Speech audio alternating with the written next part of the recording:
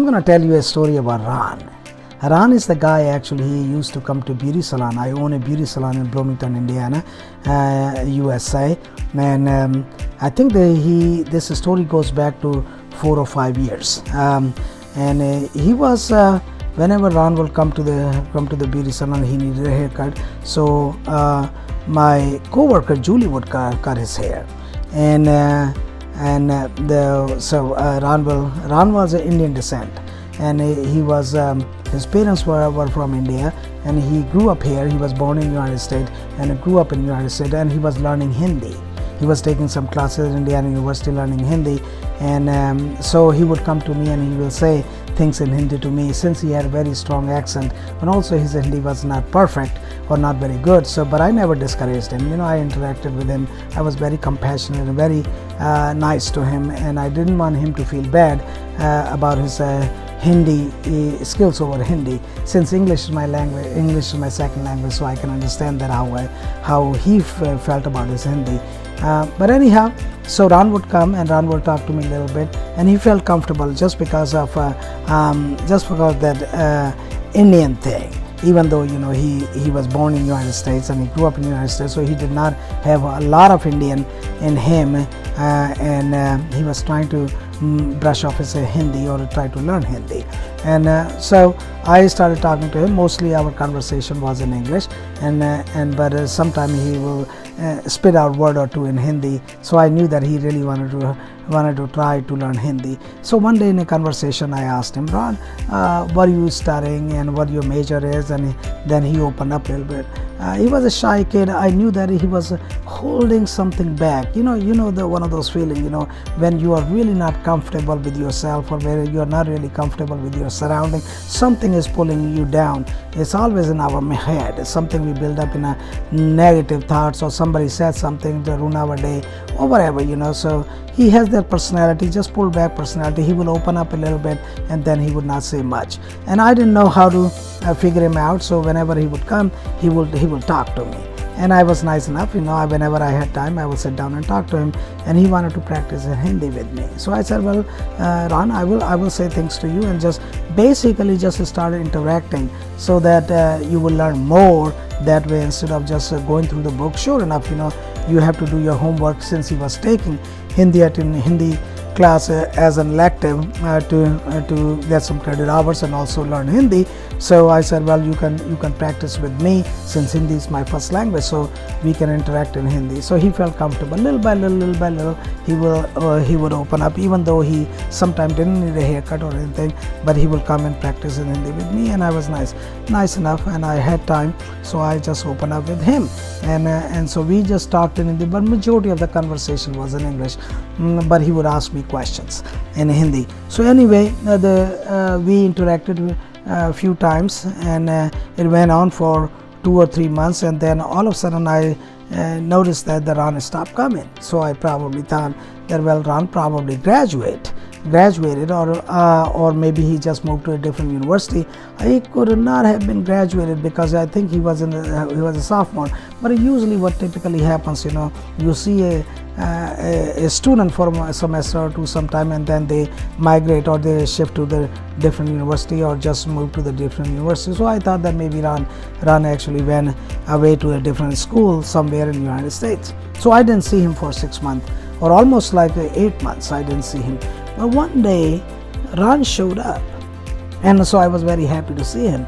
But now Ran looked very different, and I said, well, Ran, what's going on? You seem very happy.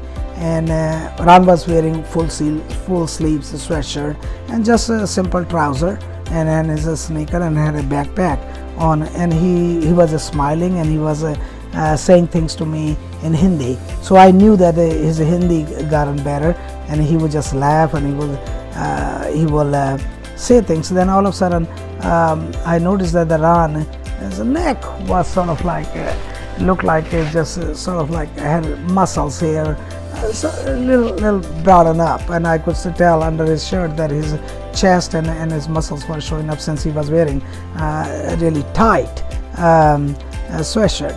So I said, well, Ran, are you working out? And then he took his sweatshirt off, and my God, he had muscles. I mean, I said, oh my God, I remember that I didn't want to use improper words, and I knew that Ron was a little bit chubby when I saw him, 7-8 months ago. But now Ron has all these muscles built up, and all this chest is solid, and his arms were solid, and his legs, he was wearing sweatpants, so I couldn't really see his legs, but I could tell that, he's been working out. So I said, you've been working out, Ron. You look really great.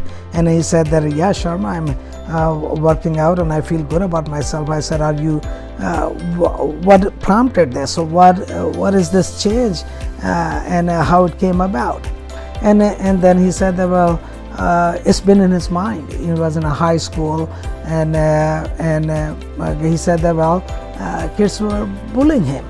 Firstly, he's Indian descent, so darker skin, but he grew up here. He was born here, so he did not have any accent in English or anything. His English was like a native speaker, and so he said that he got bullied for years in a high school and junior high, and now he's in college, and he sees here the tall kid and really good looking and very healthy kid and all musculars and all that, and he joined the fraternity. And his fraternity, all these fraternity kids, they work out and they build their muscles and they want to look good. So he said when he joined the fraternity, that just guys were nobody came out, and he said that nobody came out and made fun of him or anything, but he just felt uncomfortable there because everybody was looking great. So Ron started working out, and he was also short in height. I think Ron was probably about 5'3". He's not around here anymore. He graduated.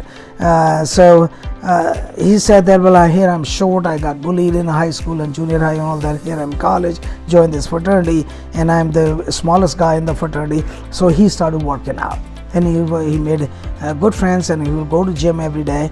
And he said that he would, and now he feels great about himself. And he had a lot of confidence in him. Now he's preparing. He said that, Sharma, I'm now preparing some sort of a competition, bodybuilding competition, but it will take another couple of years before he gets to that level. So, but he took his shirt off, he took his sweatshirt off, and he had all muscles and all that. I was very proud of Ron. And then he got a little bit emotional. And I said, well, what are you emotional about now, Ron? And he said, well, Sharma, I had to live with this all my life, these negative feelings about myself, that I'm short in height, I'm darker skin, and I am just a kid who anybody would not even pay attention to.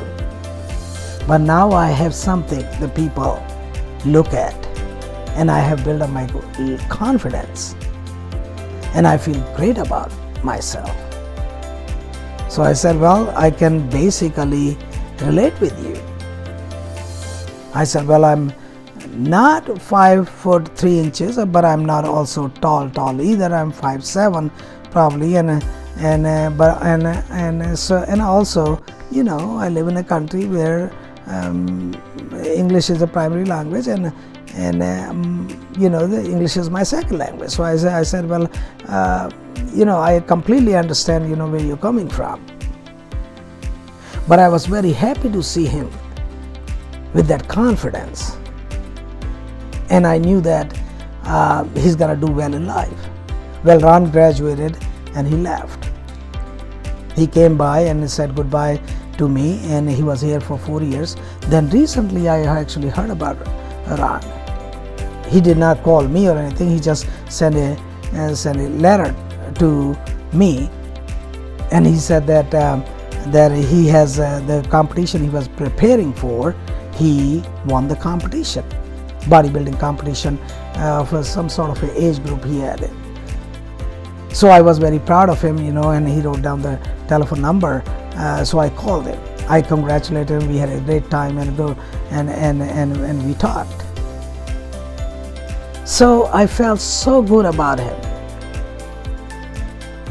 So the message of this story is, there is always a hope if you try. We all have shortcomings. I have shortcomings. I thought that I got over my shortcomings. No.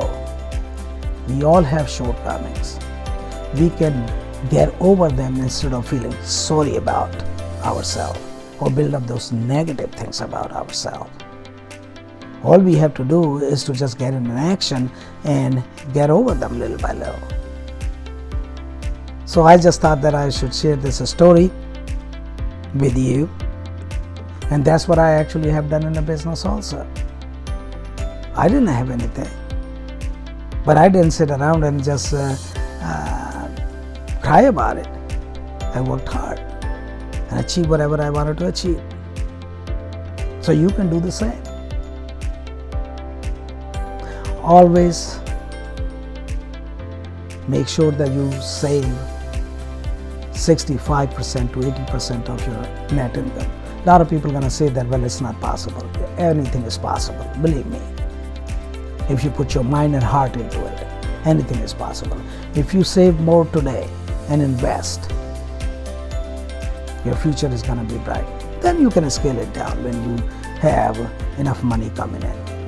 Why I injected this money thing into this story, the reason it is that anything is possible if you put your mind into it. Thank you very much for watching the video. There is always a hope, and only you can and I can get over those negative feelings and build ourselves up. So we can turn the negative to positive as long as we work on it, and as long as we recognize what our shortcomings are, and we can get over them. It's very simple. I hope you enjoy the video. Thank you very much. I'll be making more videos soon. Thank you. Have a good one.